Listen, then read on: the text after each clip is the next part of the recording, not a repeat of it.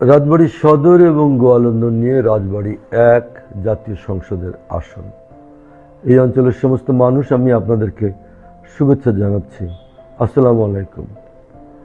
আমরা রাজবাড়ীতে আসন্ন জাতীয় সংসদ নির্বাচনের জন্য আমরা আপনাদের সামনে এসেছি আমাদের কিছু কথা নিয়ে। আপনারা জানেন যে আগামী 12ই ফেব্রুয়ারি বৃহস্পতিবার সারাদিন জাতীয় সংসদের নির্বাচন অনুষ্ঠিত হবে। এই নির্বাচনের সমস্ত আয়োজন সম্পন্ন করা হয়েছে। এখন আপনাদের সিদ্ধান্তের অপেক্ষায় গোটা বাংলাদেশের মানুষ। আমি একজন প্রার্থী হিসাবে আপনাদের সামনে এসে দাঁড়িয়েছি। বাংলাদেশ জাতীয়তাবাদী দল আমাকে মনোনীত করেছে ধানের শেষের প্রার্থী হিসাবে আপনাদের সমর্থনের প্রত্যাশায়। আপনাদের সমর্থন আমরা কামনা করছি। আমি প্রার্থী হয়েছি, সুতরাং আমার কিছু কথা আপনাদের বলা দরকার। আপনারা জানেন যে দীর্ঘদিন আমরা গণতন্ত্রহীনতার একটা অন্ধকারের মধ্যে আমরা ছিলাম। বাংলাদেশে দীর্ঘদিন নির্বাচন হয়নি। আপনি আপনার ভোটাধিকার প্রয়োগ করতে পারেননি। আপনি আপনার ইচ্ছে মতো আপনার পছন্দের মানুষকে আপনার প্রতিনিধি নির্বাচিত করতে পারেননি। একটা স্বৈর শাসনের আবর্তে পড়ে বাংলাদেশের মানুষ নানা সংকট এবং সমস্যার মধ্যে থেকেছে। আপনারা জানেন যে এই দীর্ঘ পথ আমাদের অতিক্রম করতে হয়েছে নানা ঝড় ঝঞ্ঝার ভেতর দিয়ে, নানা কষ্টের ভিতর দিয়ে, নানা নিপীড়ন উৎপীড়নের ভেতর দিয়ে আমাদের সামনে আসতে হয়েছে। আমাদের নেত্রী বেগম খালেদা জিয়া তিনি গত কয়েকদিন আগে এই পৃথিবী ছেড়ে চলে গেছেন। তার নেতৃত্বে গোটা বাংলাদেশের মানুষ ঐক্যবদ্ধ ছিল এবং তার চলে যাওয়ার পর আজকে তারই সুযোগ্য সন্তান আমাদের নেতা জনাব তারেক রহমান, তার নেতৃত্বে বাংলাদেশকে বদলে দেওয়ার একটা শুভ সময় আমাদের সামনে এসে দাঁড়িয়েছে। আমাদের এই অঞ্চল খুবই দরিদ্র। এই অঞ্চল একেবারে পিছিয়ে পড়া অঞ্চল। এই অঞ্চলে বলা চলে আর্থ সামাজিক উন্নয়নের ক্ষেত্রে অনেক পিছিয়ে পড়া অঞ্চল। এখানে নেই তেমন কোনো অবকাঠামো, এখানে গড়ে ওঠেনি শিল্প কলকারখানা, ব্যবসা বাণিজ্য, এখানে শিক্ষা সংস্কৃতি স্বাস্থ্য সমস্ত ক্ষেত্রেই আমরা একটা পিছিয়ে পড়া এলাকার মানুষ। আমি এখানকার পৌরসভার চেয়ারম্যান ছিলাম এক সময়। আপনাদের সমর্থন এবং সহযোগিতা নিয়ে এই শহরকে আমরা গড়ে তোলার চেষ্টা করেছিলাম। তখন যখন এই শহরে কিছুই ছিল না, সমস্ত রাস্তাঘাট ভেঙে খান খান হয়েছিল, সমস্ত জনপদ একটা অন্ধকার নগরীতে পরিণত হয়েছিল। আপনাদের 87-88 সালের বন্যার কথা মনে আছে? যে বন্যায় সমস্ত শহর ডুবে গিয়েছিল। সেই সময় এই শহরের কোনো কিছুই আর অবশিষ্ট ছিল না। রাস্তাঘাট দোকানপাট সবই পানির নিচে ছিল। বর্ষার শেষে আমরা হরপ্পা মহেঞ্জোদারোর মতো একটা ভঙ্গুর একটা ভাঙাচোরা শহর আমরা হাতে পেয়েছিলাম। না ছিল কোনো আলো, না ছিল সড়কে বাতি, না ছিল পানি সরবরাহ, না ছিল কবরস্থান শ্মশানের কোনো পরিস্থিতি, না ছিল এখানে রাস্তাঘাট, না ছিল কিছু। ব্যবসা বাণিজ্য সবই একটা খুব সংকটের মধ্যে ছিল। সেই সময়ে আমরা সবাই মিলে আপনাদের সঙ্গে হাতে হাত রেখে আমরা সবাই মিলে এখানে কাজ করবার চেষ্টা করেছি। কিছুটা হলেও এই শহরটিকে আমরা একটু বাসযোগ্য করে গড়ে তুলেছিলাম। কিন্তু জাতীয় সংসদ নির্বাচনে 2001 সালে আমি সংসদ সদস্য হয়েছিলাম। তখনও নানা সংকট সমস্যার মধ্য দিয়ে খুব অল্প সময়েই আমি আপনাদের সামনে থাকতে পেরেছিলাম। তারপর দীর্ঘ সময় আপনারা জানেন আমাদের এই অঞ্চলে, এই বিস্তীর্ণ অঞ্চল গোয়ালন্দ এবং রাজবাড়ী, এই বিস্তীর্ণ অঞ্চলের মানুষ দরিদ্র। একথা আমি আপনাদেরকে আগেও বলেছি। আর্থ সামাজিক দিক থেকে এই অঞ্চল দরিদ্র। আমি আবার আপনাদের বলছি যে আমাদের এখন ভেবে দেখার দরকার যে এখন এই অঞ্চলকে কিভাবে আমরা সামনের দিকে টেনে নিয়ে যেতে পারি। আমাদের আগামী প্রজন্মের জন্য, আমাদের ছেলে মেয়েদের জন্য একটা চমৎকার বাসযোগ্য একটা এলাকা হিসেবে আমরা গড়ে তুলতে পারি, যেখানে আমাদের ছেলে মেয়েরা বড় হবে, খেলবে, হাসবে, গাইবে, বড় হবে। আগামী দিনে তারা নিরাপদে এবং স্বাচ্ছন্দ্যের সঙ্গে এখানে তারা বাস করবে। তেমন একটি জনপদ আমাদের গড়ে তোলার দরকার নয় কি? যদি তাই হয় তাহলে আমাদের ভেবে দেখা দরকার কি কি সম্ভাবনা আমাদের আছে, কোন কোন সম্ভাবনা কাজে লাগিয়ে আমরা আমাদের এই বিস্তীর্ণ অঞ্চলকে গড়ে তুলতে পারি। আমাদের নদীপ্রবণ এলাকা, নদী ভাঙন নিত্যদিন লেগেই আছে। নদী ভাঙন আমাদের দুঃখ, আমাদের এলাকার মানুষের বেদনা, আমাদের দুঃখ বেদনায় ভরপুর এক প্রান্তর। সুতরাং আমাদেরকে চেষ্টা করতে হবে কি করলে আমরা ভালো থাকতে পারি। ফারাক্কার কারণে আমাদের সমস্ত নদী শুকিয়ে যাচ্ছে। ফারাক্কার কারণে আমাদের পদ্মা, গড়াই, আমাদের চন্দনা নদী শুকিয়ে যাচ্ছে। আমাদের খাল বিলে পানি নেই। শুধু কি রাজবাড়ী? শুধু রাজবাড়ী নয়, বাংলাদেশের 24টি জেলায় আজকে নদী শুকিয়ে যাচ্ছে, খাল বিল শুকিয়ে যাচ্ছে। একটা ভয়ঙ্কর ব্যাপার। আমাদের নদী শুকিয়ে ক্রমাগত একটা ছোট্ট খালে পরিণত হচ্ছে। নদীতে পানি না থাকায় কি হচ্ছে? আমাদের ফসল উৎপাদন হচ্ছে না। আমাদের মাঠে ঘাটে পানি না থাকার কারণে আমাদের ফসল ঠিকমতো হচ্ছে না। নদীতে পানি না থাকার কারণে আমাদের মাছের চাষ হচ্ছে না, আমরা মাছ পাচ্ছি না। নদীতে পানি না থাকার কারণে আমাদের ভূগর্ভস্থের পানি প্রতি বছর একটু একটু করে নিচে নেমে যাচ্ছে। নদীতে পানি না থাকার কারণে আজকে সমুদ্রের লবণাক্ত পানি চলে আসছে। আমি আপনাকে বলতে পারি আগামী 4-5 বছরের মধ্যে রাজবাড়িতেও সমুদ্রের লবণাক্ত পানি চলে আসবে, যদি এখানে আমরা পানির বন্দোবস্ত করতে না পারি। নদীতে পানি না থাকার কারণে আমাদের গাছপালা শুকিয়ে যাচ্ছে। সেদিন খুব বেশি দূরে নয়, যেদিন দেখবেন যেমনি করে উন্মত্ত পদ্মা শুকিয়ে যেমন একটা খালে পরিণত হয়েছে, তেমনি দেখবেন আমাদের সমস্ত জীববৈচিত্র্য শুকিয়ে শুকনো পাতার মতো হয়ে যাচ্ছে। আমরা তাই বলেছি যে আমাদের এই জনপদ রক্ষা করার জন্য একটা মাত্র কাজ আমাদের সামনে, সেটা হচ্ছে একটা ব্যারেজ নির্মাণ করা। এই ব্যারেজের জন্য দীর্ঘদিন আমি আন্দোলন করেছি। দীর্ঘ সময় দেশে বিদেশে নানা জায়গায় ব্যারেজের দাবি উত্থাপন করেছি। আমরা একটা কমিটি করেছিলাম, পদ্মা ব্যারেজ ও দ্বিতীয় পদ্মা সেতু আন্দোলন জাতীয় কমিটি। সেই কমিটির আমি চেয়ারম্যান ছিলাম।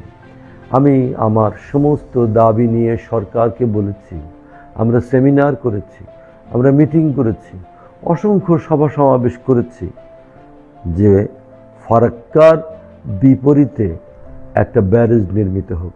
এবং সেই ব্যারেজটা নির্মাণের জন্যে প্রকৌশলীরা, বিজ্ঞানীরা বারবার মতামত দিয়েছেন, বলেছেন হ্যাঁ আমরা যা বলেছি তাই ঠিক।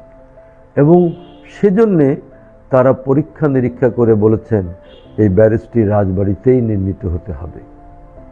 রাজবাড়ি এর মোক্ষম জায়গা যেখানে ব্যারেজটি নির্মিত হতে পারে। সুতরাং সেই দাবিটা আমরা উত্থাপন করেছি। এই ব্যারেজ হলে পাল্টে যাবে এই এলাকার জনপদ। আপনি ভাবতেই পাচ্ছেন না এই ব্যারেজটি হলে কি দারুণ পরিবর্তন হবে আমাদের এই জনপদে। আমাদের নদী আবার পানিতে পানিতে ভরে উঠবে, আমাদের চারিদিকে সোনালী ফসলের মাঠ ভরে উঠবে ফসলে, আমাদের চারিদিকে গাছপালা সবুজের এক অরণ্যে গড়ে উঠবে, আমাদের চারিদিকে নদীগুলোতে মাছের উৎপাদন হবে, আমাদের ছেলে মেয়েদের আমিষ পূরণ করবে, আমাদের চারিদিকে নদী বন্দর তৈরি হবে। আমাদের নদীগুলোর কারণে জীববৈচিত্র্যে একটা আমূল পরিবর্তন হবে। এখানে ব্যারেজটি হলে আমাদের রাজবাড়ির সঙ্গে পুরো উত্তরবঙ্গের একটা যোগাযোগ তৈরি হবে, রেল লাইন যাবে, সড়ক পথে যোগাযোগ বাড়বে।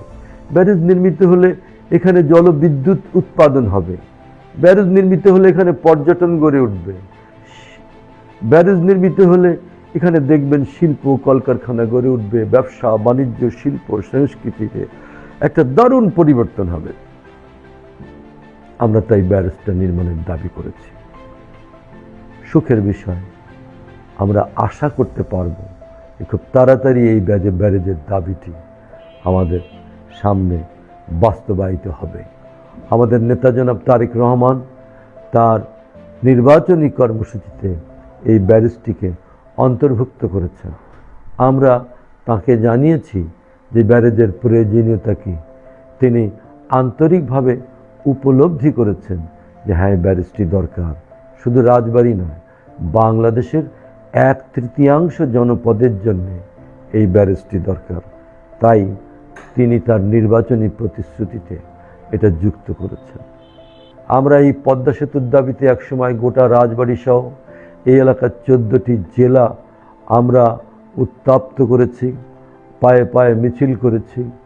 আমরা এই এলাকার সমস্ত মানুষ একযোগে আমরা এই ব্রিজটির দাবি করেছি। কেন জানেন? এই ব্রিজটি হলে ঢাকার সঙ্গে আমাদের দূরত্ব মুহূর্তের মধ্যেই আধা ঘন্টা 40 মিনিটের মধ্যে চলে আসবে।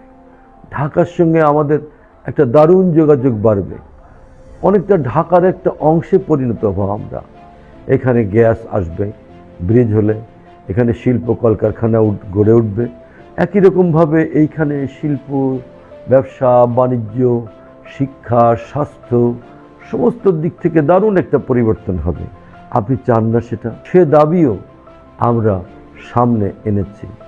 আমাদের বিশ্বাস এই বড় দুটি প্রকল্প বাস্তবায়িত হবে যদি আমরা সকলে একসঙ্গে থাকি, যদি ধানের শীষে আমরা ভোট দিয়ে আমরা সকলে ঐক্যবদ্ধ থাকি, তাহলে নিশ্চয়ই এ দুটি দাবি বাস্তবায়িত হবে খুব দ্রুতই। সেদিন বেশি দূরে নয় যেদিন এই দুটি প্রকল্প বাস্তবায়িত হলে এই এলাকা বদলে যাবে সারা পৃথিবীর একটা উন্নত দেশের মতো।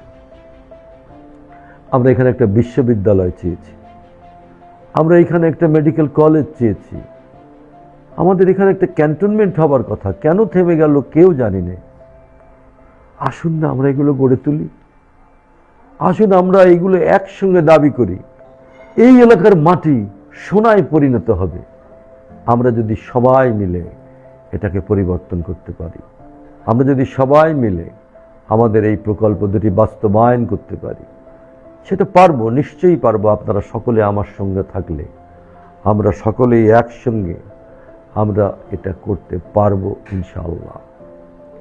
আর একটা কথা বলি, আর্থসামাজিক উন্নয়নের জন্যে এখানে অবকাঠামোগত উন্নয়ন, এখানে শিক্ষার সম্প্রসারণ, স্বাস্থ্যের জন্য হাসপাতালকে যোগ্য করে তোলা, এখানে নারী শিশুদের দিকে খেয়াল করা, বৃদ্ধদের দিকে খেয়াল করা, এখানে এমনকি প্রতিবন্ধী এবং আদিবাসীদের জন্য খেয়াল করা আজকে আমাদের জন্য জরুরি। তারা জনগণের অংশ, তারা জনগণের অংশ, তাদেরকে বাদ দিয়ে এই জনগোষ্ঠী নয়। তাদের উন্নয়নের জন্য আমাদের নানা পথ খুঁজে বের করতে হবে। আমাদের দীর্ঘ ঐতিহ্য ছিল, আমাদের রাজবাড়ী একসময় খেলাধুলায়, ক্রীড়াতে দারুণ নৈপুণ্য দেখিয়েছে, খ্যাতিমান এলাকা ছিল। আজকে সে এলাকা ঝিমিয়ে পড়েছে, কিছুই যেন নাই যেন কোনো প্রাণ। আমাদের তরুণেরা মাদকে আসক্ত হয়ে আমাদের তরুণেরা দিনে দিনে শেষ হয়ে যাচ্ছে। চারিদিকে সংকট, এই সংকট থেকে আমাদের বের হতে হবে। আমাদের শিল্প সংস্কৃতি, আমাদের ক্রীড়া সবকে জাগিয়ে তুলতে হবে আবার নতুন উদ্যমে। আমাদের এই এলাকা শান্তির এলাকা, হিন্দু, মুসলমান, বৌদ্ধ, খ্রিস্টান সব পাড়ায় পাড়ায় আমরা দীর্ঘদিন ধরে একত্রে বাস করছি, কিন্তু নানা রাজনৈতিক কারণে আমাদের মধ্যে নানা দ্বিধা, সংকট, ভীতি দেখা দিচ্ছে। আমাদের নিজেদের সম্প্রীতিকে রক্ষা করতে হবে যে কোনো মূল্যে। সাম্প্রদায়িক সম্প্রীতির একটা শান্তিপূর্ণ এলাকা হিসাবে আমাদের এই এলাকাকে রক্ষা করতে হবে। কোনো প্ররোচনা, কোনো ষড়যন্ত্রই যেন এখানে আমাদের হিন্দু, মুসলমান, বৌদ্ধ, খ্রিস্টান কারো মধ্যে কোনো দূরত্ব তৈরি করতে না পারে। আমরা যার যার ধর্ম সেই পালন করব একেবারে নিশ্চিন্তে, কিন্তু রাষ্ট্রটা হবে আমাদের সকলের, এই সমাজটা আমাদের সকলের, এই রাষ্ট্রটা হবে আমাদের সকলের, সরকার হবে আমাদের সকলের, ধর্ম আমাদের যার যার। আমরা তেমন একটি নিরাপদ জনপদ হিসাবে এই এলাকাকে আমরা গড়ে তুলতে চাই। একই সঙ্গে লক্ষ্য করুন, সন্ত্রাসের একটা জনপদে পরিণত হচ্ছে ধীরে ধীরে। চাঁদাবাজি, সন্ত্রাসী, ডাকাতি, রাহাজানি, চতুর্দিকে কেমন অস্থির একটা পরিবেশ। এখান থেকে আমাদের বের হতে হবে। সে কারণে আগামী 12ই ফেব্রুয়ারির নির্বাচন আমাদের জাতীয় জীবনে যেমন এক দারুণ গুরুত্ব বহন করে, ঠিক তেমনি করে 12ই ফেব্রুয়ারির নির্বাচন আমাদের এই এলাকার মানুষের শান্তি, সম্প্রীতি, উন্নয়নের জন্য এক বিরাট গুরুত্বপূর্ণ ভূমিকা পালন করবে।